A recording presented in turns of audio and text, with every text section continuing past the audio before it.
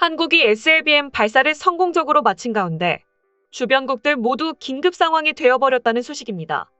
한국이 SLBM 발사를 한 지 3일도 채 되지 않았는데 미국과 호주, 그리고 영국까지 긴급 성명을 발표하고 나섰습니다. 어떤 일인지 살펴보겠습니다. 미국, 영국, 호주가 중국 견제를 위해 발족한 오커스 AUKUS의 첫 모습은 핵추진 잠수함 동맹입니다. 공교롭게도 한국이 SLBM 발사를 성공하자마자 이 모임이 성사됐습니다. 1958년 영국의 기술을 이전한 후 60년 넘게 같은 예를 만들지 않았던 미국이 이론상 무제한 자망이 가능한 전력 자산 기술을 다시 동맹의 결속을 드러낼 카드로 제시한 것인데요. 지난달 아프가니스탄 철군으로 이익 없는 동맹은 버릴 수 있다는 의심을 받게 된 미국은 이처럼 인도태평양 지역에서 동맹 재구축에 강력한 신호탄을 쏘아 올렸습니다. 여기에 그간 중국의 집중 견제로 불만이 누적된 호주가 극도로 민감한 핵추진 잠수함 기술을 공유받으면서 영국에 이어 대중 압박의 한 축으로 자리매김했습니다. 다만 호주가 이를 위해 프랑스와 잠수함 구매 계약을 취소하면서 불화의 씨앗이 남게 됐습니다. 백악관 고위 당국자는 이날 사전 브리핑에서 오커스에 대해 역사적인 발표라며 미국의 전통적인 아시아 동맹 및 파트너 국가들과의 양자 파트너십을 포함해 더 큰 협의체를 만들려는 노력의 일환이라고 밝혔습니다. 그는 중요 양자 파트너십 국가로는 한국을 포함해 일본과 태국, 필리핀 등을 들었습니다. 여기에 미국과 캐나다, 뉴질랜드와 호주, 영국이 포함되는 파이브 아이스와 미국과 인도, 일본과 호주가 포함되는 쿼드의 오커스까지 중국에 대해 그물망 압박을 하겠다는 뜻으로 읽힙니다. 이날 3국 지도자의 화상 공동 기자회견에서 스콧 모리슨 호주 총리는 인도 태평양 지역의 안정에 기여하겠다며 호주가 핵무기를 획득하려는 것은 아니다라고 했습니다. 핵추진 잠수함을 소유하기 위한 정당성에 강조점을 둔 것입니다. 호주는 그간 와인과 석탄, 설탕 등에 대한 중국의 무역 보복을 집중적으로 받으면서 미국의 호주를 홀로 방치해선 안 된다는 신호를 지속적으로 제기해왔다고 미 언론들은 전했습니다. 핵추진 잠수함은 원자로를 동력원으로 씁니다. 핵연료를 한번 장전하면 짧게는 10년간 무제한으로 자망할 수 있어 잠수함 발사 탄도미사일 SLBM을 이용해 불시에 공격할 수 있습니다. 미국과 영국만 가졌던 기술을 호주가 얻게 되면 중국으로서는 부담이 된다는 것입니다. 여기에 한국까지 미사일 발사를 성공하면서 미국과 영국, 그리고 호주까지 좋은 명분을 챙기게 됐습니다. 특히 워싱턴 포스트는 향후 20년간 호주가 핵추진 잠수함 12척을 건조할 것이라는 조 바이든 행정부 인사의 말을 전했습니다. 보리스 존슨 영국 총리는 이날 호주의 핵추진 잠수함 건조와 관련해 과학기술의 선도에서 영국의 입지를 강화할 새로운 기회를 가질 것이라며 영국 전역에서 수백 개의 고도로 숙련된 일자리가 창출될 것이라고 했습니다. 조 바이든 미국 대통령은 이날 프랑스를 특정해 인태 지역의 핵심 파트너이자 동맹국이라고 지칭했습니다. 미국과 영국이 호주의 핵잠수함 보유를 지원키로 결정하면서 호주가 2016년에 프랑스 군함 제조업체인 네이벌 그룹과 맺었던 대형 계약을 파기한 데 대해 프랑스의 반발을 감안한 언급으로 보입니다. 블룸버그 통신에 따르면 이 계약은 660억 달러에 달하는 것으로 추정됩니다. 중국의 거센 반발이야 예상된 것이지만 만일 프랑스의 반발이 지속될 경우 동맹 내부의 균열로 이어질 수 있다는 점에서 더 신경 써야 할 부분이라는 분석도 나옵니다. 한편 미국이 한국의 미사일을 옹호해주자 북한은 맹비난을 쏟아붓기 시작했습니다.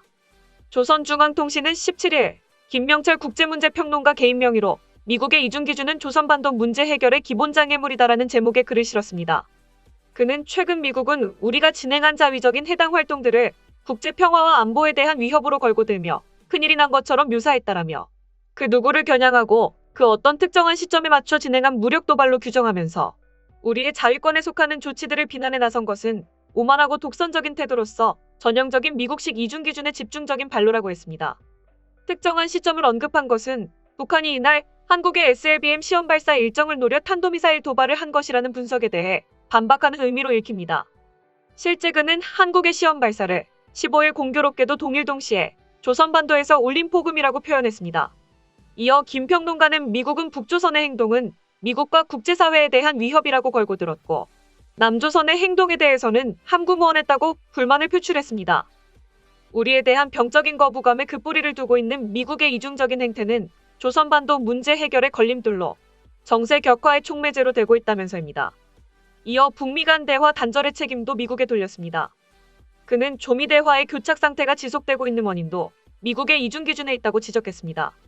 또 우리는 세미 행정부가 몇 달째 우리를 대화로 유도하는 신호를 보내고 있는 데 대해 모르지 않는다고 했습니다. 한미가 꾸준히 대북 관여와 인도적 지원 의사를 밝히며 대화 테이블로 손짓하는 상황을 몰라서 답하지 않는 게 아니란 뜻입니다. 그러면서 우리는 대화 그 자체를 반대한 적이 없다고 전제한 뒤에 그러나 미국이 이중잣대를 쥐고 있는 조건에서 대화 상대방에 대한 존중과 공정성 그리고 평등이 보장된 대화가 성립될 수 없다는 것은 자명한 이치라고 했습니다. 우리와 관련된 모든 문제들에서 이중 기준을 휘두르는 미국과 마주 앉아봤자 아무런 진전이 없이 그들이 바라는 시간이나 벌어주게 될 것이라고도 했습니다. 김 평론가는 북한인을 비난해온 미국의 대북적 대시 정책을 다시 거론했는데요. 북한과의 조건 없는 대화에 열려있지만 비핵화 조치 전까지 대북 제재는 계속해서 유지하겠다는 바이든 행정부의 원칙도 비난했습니다. 대화와 압박은 절대로 양립될 수 없다며 미국은 저들의 적대시 정책 철회를 담보하지 않는 한 비핵화라는 말 자체를 꺼낼 수 없다고 밝혔습니다. 다음은 해당 소식을 접한 국내 및 해외 네티즌들의 반응입니다. 한국이 미사일을 발사하니까 전 세계가 움직이는 듯한 느낌이다. 아직 휴전국가라 그런지 군사력 하나는 정말 끝내주는 나라. 지금 한국을 건드리면 큰일 난다는 걸 문 대통령이 간접적으로 드러낸 것이다. 참 여러 가지로 흥미로운 나라다. 호주를 보지 말고 일본을 봐라. 전범 국가인 일본에는 해제 처리해서 플루토늄을 생산하도록 허용하면서 우리는 못하도록 막는 이중성. 미국 그만 빨고 정신 차려라. 한미 원자력 협정 폐기해라.